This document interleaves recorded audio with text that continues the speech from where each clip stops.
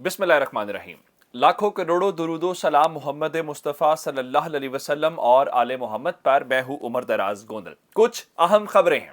खबर बहुत सादा सी है जनाब, ये आप जो मर्जी सुनते रहें। आज आपको खबर सुनाई जा रही है जी 26 नवंबर तक आर्मी चीफ की तैनाती का नोटिफिकेशन जारी हो जाएगा। और अब आपको सुनाया जा रहा है, देखें जो मर्जी हो जाए, नवाज शरीफ अपनी बात मनवा के रहते हैं और उन्होंने बता दिया है कि जनरल आसिम मुनीर ही आर्मी चीफ होंगे। ऐसा नहीं है। मैं आपको कुछ खबरें पहले दे चुका हूं और खबरें मैं आपको ये दे चुका हूं कि इनको ऐसा घुमाया जाएगा कि इनकी सोच से गेम आगे चली जाएगी। मैं आपको इस वक्त लेटेस्ट एक ट्वीट आपके सामने रखना चाहता हूं और बयानात जो सामने आए हैं वो चौधरी शुजात हुसैन के सामने आए हैं। चौधरी शुजात हुसैन क्या कहते हैं, मैं उसके हवाले से आपको पढ़ के सुना देता हूं। आर्मी चीफ की तकर्रुरी के हवाले से सारे दावे धरे के धरे रह जाएंगे, फौज की नामजदगी ही फैसले की बुनियाद होगी। चौधरी शुजात हुसैन जिनके इस वक्त 2 वोट हैं हुकूमत के अंदर और इन दोनों वोट्स की बुनियाद के ऊपर हुकूमत खड़ी हुई है और वो ये कह रहे हैं कि फौज जिसको नामजद करेगी वही आर्मी चीफ बनेगा। और मैं आपके सामने कुछ लेटेस्ट खबरें बताना चाहता हूं। जनरल बाजवा ने 2 नाम नॉमिनेट बाकायदा कर दिए हैं। अच्छा, अब आपको यहां तक समझ आ गई हो तो दूसरी बात आपको समझ आई होगी। जनरल फैज चिश्ती की आज press conference. General Faiz Chishti जो हैं उन्होंने भी सादा सी बात की। उनका इमरान खान मेरिट की बात करते हैं, वजीर दिफा को मेरिट का क्या पता। एक तो पहली बात यह है कि इस मुल्क के अंदर ये बाबू क्यों समझते हैं कि सिर्फ यही समझदार हैं और अवाम के जो नुमाइंदे हैं वो कोई भी वजीर दिफा हो, मैं ख्वाजा आसिफ की बात नहीं कर रहा, कोई भी वजीर दिफा हो, कोई भी इलेक्टेड आदमी, उनको कोई पता नहीं है। इस मुल्क के अंदर बाबू ही पता है। अगर आपको इतना ही पता होता तो पाकिस्तान का ये हाल ना होता। खैर आगे चलते हैं। चिश्ती साहब फरमा रहे थे जनाब के एक ही हल है, आप आउट गोइंग चीफ जिसको कहता है उसको आर्मी चीफ लगा दो। अब 2 बातें आप यहां पे समझें। यह बात हुकूमत का इत्तेहादी जिसके 2 वोट हैं, जो इधर होकर हुकूमत गिर जाएगी, उसने कहा जो फौज कहेगी आर्मी चीफ वही लगेगा। और उसके बाद फौज का एक साबिक जर्नैल जिसका बड़ा रोल रहा है पाकिस्तान की हुकूमत गिराने, उससे आज प्रेस कॉन्फ्रेंस होना बताया जा रहा है किसी बैचमेट की बाकायदा कुछ सुसर फुसर हो सकता है। तो उनकी ख्वाहिश या उनकी रिक्वेस्ट के ऊपर आज की प्रेस कॉन्फ्रेंस बुनियादी तौर पे फैज अली चिश्ती ने की है। लेकिन एक्स सर्विसमैन सोसाइटी का जो ट्विटर हैंडल है वहां से ये कहा गया है कि वो ला ताल्लुकी का ऐलान करते हैं फैज चिश्ती साहब की आज की प्रेस कॉन्फ्रेंस से और इसकी कोई जरूरत नहीं थी और जो मौजूदा उनकी इलेक्टेड बॉडी है उसका कोई नुमाइंदा आज की प्रेस कॉन्फ्रेंस के अंदर मौजूद नहीं था। अब इस वक्त ये हुकूमत के करीबी सहाफी भी मानने के ऊपर मजबूर हो गए हैं कि एक पेज वाली जो खबरें थी वो फट चुकी हैं और आर्मी चीफ की तैनाती के ऊपर जीएचक्यू अलग पेज के ऊपर है और हुकूमत अलग पेज के ऊपर है।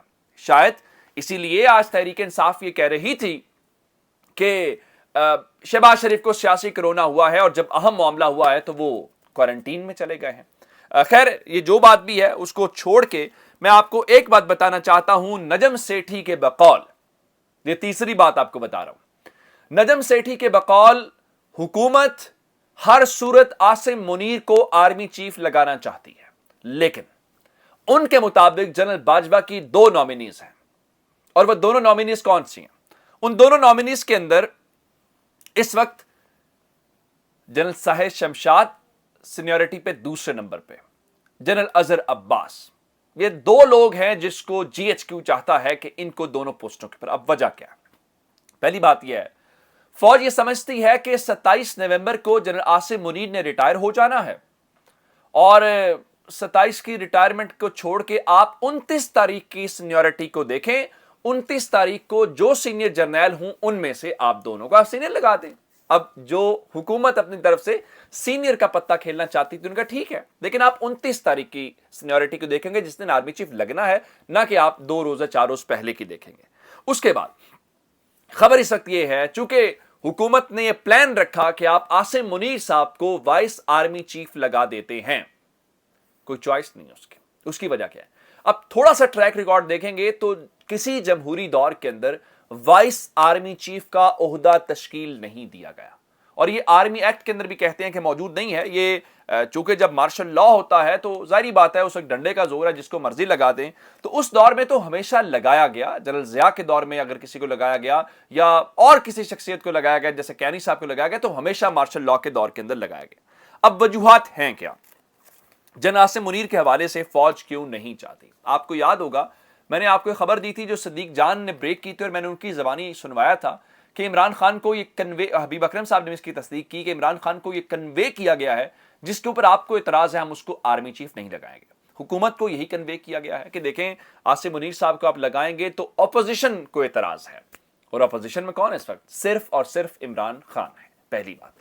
دوسرے نمبر کے اوپر ان کا جی جنرل نعمان جو ہیں اس وقت این ڈی یو کے جو پریزیڈنٹ ہے، ان کو آپ لگائیں گے تو وہ ذرا سین سے، پولیٹیکل معاملات سے کافی دور ہیں، پولیٹیکل سے مراد یہ کوپریشن چیزوں سے دور ہیں، کور کمانڈرز کانفرنس میٹنگز کے اندر بھی وہ شریک نہیں ہو رہے۔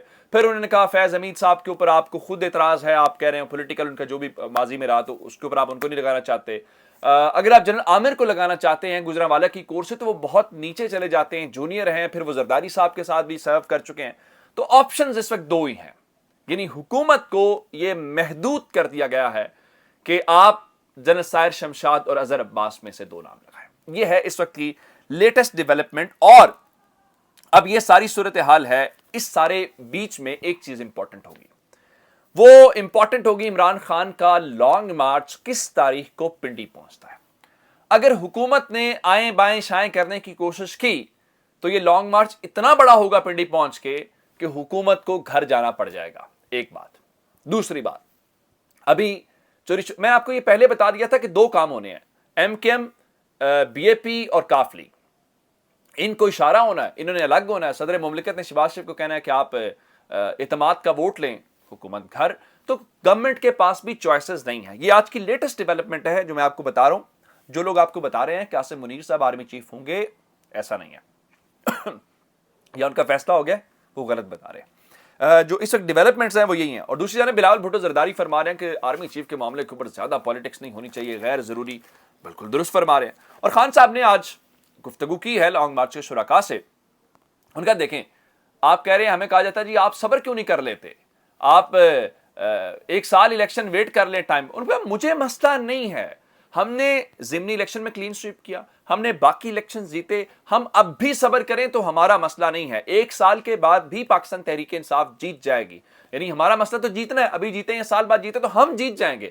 پرابلم کیا ہے؟ پرابلم یہ ہے کہ اس وقت ملک جو ہے وہ اس کی معیشت افورڈ نہیں کر سکتی، وہ معاشی حالات ان چیزوں کے متحمل نہیں ہو سکتے۔ کیسے؟ میں نے آپ کو پچھلی ویڈیو میں بتایا تھا کہ ایکسپریس ٹرائبیون کی خبر یہ ہے کہ ملک میں رسک جو ہے ڈیفالٹ کا وہ 64% کے اوپر بڑھ گیا، 4% اس میں اضافہ ہے۔ مجھے یہ بتائیے یہ ملک افورڈ کر سکتا ہے؟ بالکل بھی افورڈ نہیں کر سکتا۔ اب ایک لیٹسٹ ڈیولپمنٹ ہے اور وہ ارشد شریف صاحب والے معاملے کے اوپر میں نے آپ کو خبر دی تھی کہ ٹیم دبئی چلی گئی ہے، اور اب خبر یہ آئی ہے کہ اس ٹیم نے یا حکومت پاکستان نے دو، طارق وسیع صاحب کو چھوڑ کے اصل جو ہے چیز جس شخصیت کے اوپر وہ پہنچنا چاہتے ہیں، انہوں نے سلمان اقبال صاحب سے انویسٹیگیشن کرنے کے حوالے سے باقاعدہ ریکویسٹ کر دی ہے، اور ان سے کہا ہے کہ وہ سلمان اقبال سے پوچھ گچھ کرنا چاہتے ہیں، اور ظاہری بات ہے وہ دبئی کی وہاں پہ رہ رہے ہیں، تو حکومت سے ہی یہ ریکویسٹ کی جا سکتی ہے کہ آپ ان کو، چونکہ آپ کے ویزے کے اوپر آئے ہوئے ہیں، گو کہ وہ پاکستانی سٹیزن ہیں، تو اس لیے تو اس کا مطلب یہ ہے کہ حکومت جان بوجھ کے اس معاملے کو فی الحال ابھی بھی متنازع اینگل سے دیکھ رہی ہے، کیونکہ یہاں پہ منڈے کے روز فیصل واوڈا کو اور مراد سعید کو طلب کیا گیا، اب دوسری طرف سلمان اقبال صاحب کو ہے۔ تو رانا ثناء اللہ سے تھوڑی دیر پہلے جیو نیوز کے اوپر بیٹھ کے جیسے ہی وہ صحت یاب ہو کے آئے تو وہ جیو نیوز پتہ نہیں شو اتنے دن کیسے کیے، تو انہوں نے کہا جی 6 لوگوں تک ہمیں رسائی مل جائے، ایک فیصل واوڈا، مراد سعید، خرم اور وقار، طارق وسیع اور سلمان اقبال، تو ہم پہنچ جائیں گے ارشد شریف صاحب کو شہید کرنے والے لوگوں تک۔ میرا خیال ہے آپ پھر بھی نہیں پہنچ سکتے، ملک میں سب کو پتہ ہے، لوگوں کو اندازہ ہے، وہاں تک کیسے پہنچ سکتے ہیں؟ آج تک آپ پہنچ سکیں، آئندہ بھی آپ نہیں پہنچ سکیں گے۔ اپنا بہت سارا خیال رکھیے گا، خدا حافظ۔